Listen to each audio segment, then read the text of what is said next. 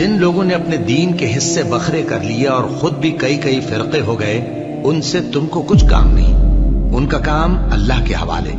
پھر جو کچھ وہ کرتے رہے ہیں وہ ان کو سب بتائے گا۔ مومنو، اللہ سے ڈرو جیسا کہ اس سے ڈرنے کا حق ہے، اور مرنا تو مسلمان ہی مرنا، اور سب مل کر اللہ کی ہدایت کی رسی کو مضبوط پکڑے رہنا اور فرقے فرقے نہ ہو جانا، اور اپنے اوپر اللہ کی اس مہربانی کو یاد رکھنا جب تم ایک دوسرے کے دشمن تھے تو اس نے تمہارے دلوں میں الفت ڈال دی اور تم اس کی مہربانی سے بھائی بھائی ہو گئے،